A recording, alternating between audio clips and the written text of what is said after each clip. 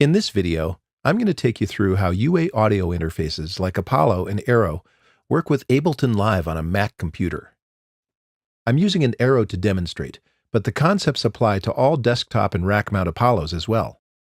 Before we begin, be sure you've installed the UAD software and firmware updates and registered your interface at uaudio.com so you're ready to follow along. Apollo and Aero let you hear yourself complete with onboard UAD effects in real time, all the time, with no latency, because it's all done in the interface, not on the host computer. And the keys to this true low-latency recording and monitoring system are onboard UAD2 processing and the console application.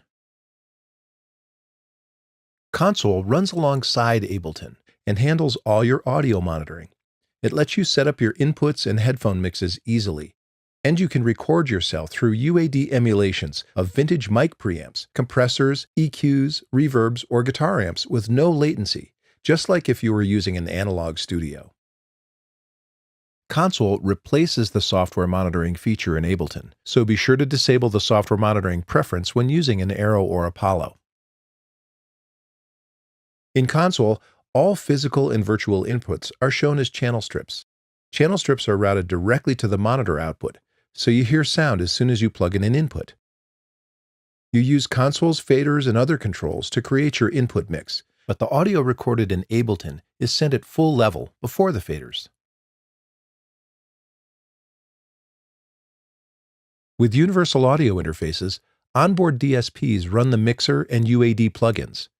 Interfaces come complete with a basic set of great-sounding plugins right in the box, which include the 610B tube preamp, the LA2A and 1176 compressors, and the Marshall Plexi Classic guitar amp.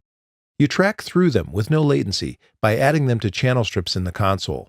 You can choose to record with or without effects by toggling the Insert Effects buttons. When set to record, effects will be recorded, and when set to monitor, you'll hear the effects but they won't be recorded. You can set this up channel by channel or all at once using the global Insert Effects buttons on the side panel. And when you're ready to mix, you can use the same UAD plugins directly in Ableton. Just be sure to disable anything you're not using in Console to get the most out of your DSP.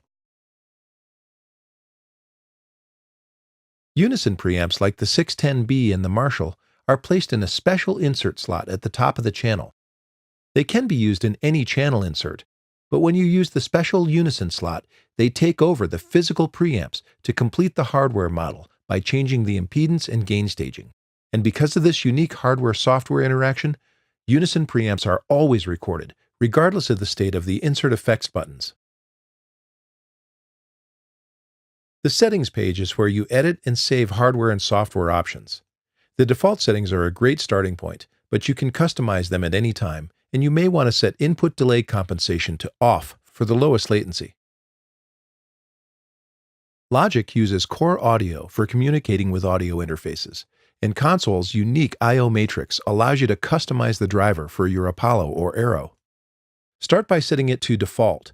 Default lists all of the inputs and outputs on the interface, which you can then reorder to suit your needs. When you're done, you can store them as a preset. Note that when working at high sample rates, the I/O configuration changes, and some channels are disabled.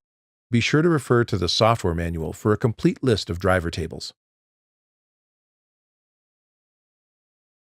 There are a few basic ways to set up your headphone mixes. The simplest way is to set the cue source to mix.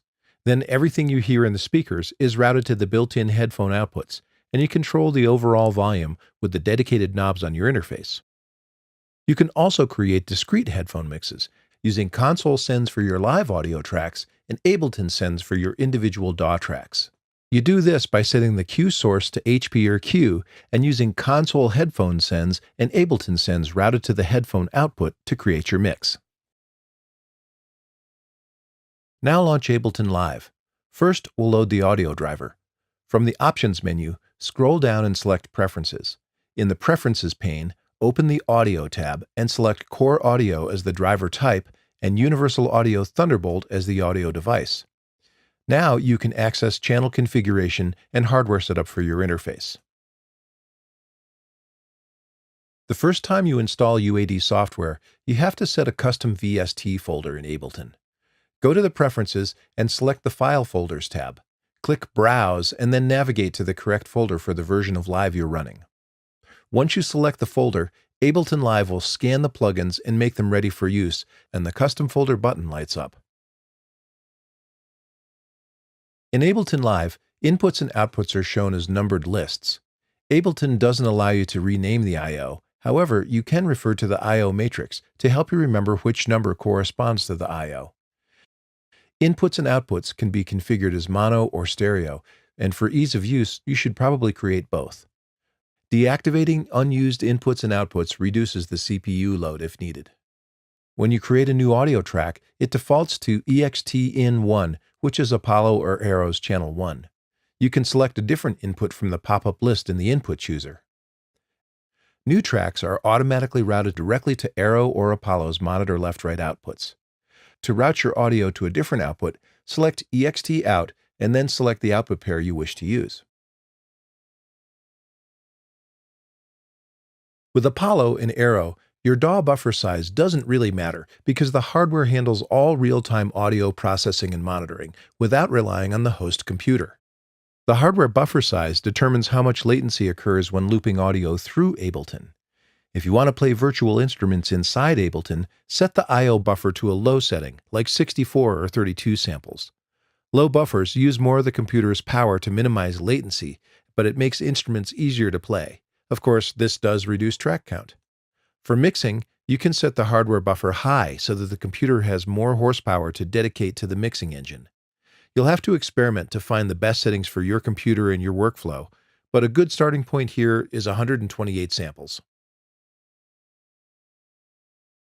When you monitor your audio through Ableton Live, you'll encounter latency due to buffering, which is usually not a great recording experience. Apollo and Arrow let you avoid that input latency altogether by replacing Ableton's software monitor with live audio direct from the interface, controlled by the console application. Simply set the track's monitor state to off. Then you'll only hear the record-enabled track while it's playing back, and it gets muted as soon as you punch in. Ableton Live automatically sends the session sample rate to the internal clock. When you're not using Ableton, you can change the sample rate for core audio applications like iTunes with the pop-up menu at the bottom of the mixer window or in hardware settings. Apollo and Arrow have a number of virtual channels, which are connections that let you route the audio from applications on your computer to channel strips in the console and vice versa. For example, you can route Ableton's main output to a pair of virtual channels instead of the main monitor. This makes it easier to blend live sources with DAW playback right in the console using faders. To map the master output to Virtual 1 and 2 on Arrow, set the stereo output of the master to 3 and 4, which is console of Virtual 1 and 2. Then in console, link Virtual 1 and 2 to create a stereo fader and give it a custom name. For desktop and rack mount Apollo systems, note the number of the output pair you want to use and set the master to that pair. In addition to making it easier to mix your live inputs with DAW playback, you get 2 great headphone mix options for free when you route Ableton's output to virtual channels. You can set the cue source to mix and use the main console mix. That's easy. Or you can set the cue source to HP or Q and use channel strip sends to create a separate mix for the headphones. To route system sounds and computer audio to virtual channels, launch the Audio MIDI Setup application and view the Audio Devices window. Click on Output to see the channel names for all available outputs. You'll see the virtual channels are called out by name. Next, click Configure Speakers and set the left and right speakers to the virtual channels you want to use. Click Apply and Done to commit the changes. Your computer audio now plays through channel strips, and you can even add UAD plugins to make it sound great. You'll find more information and current software at help.uaudio.com.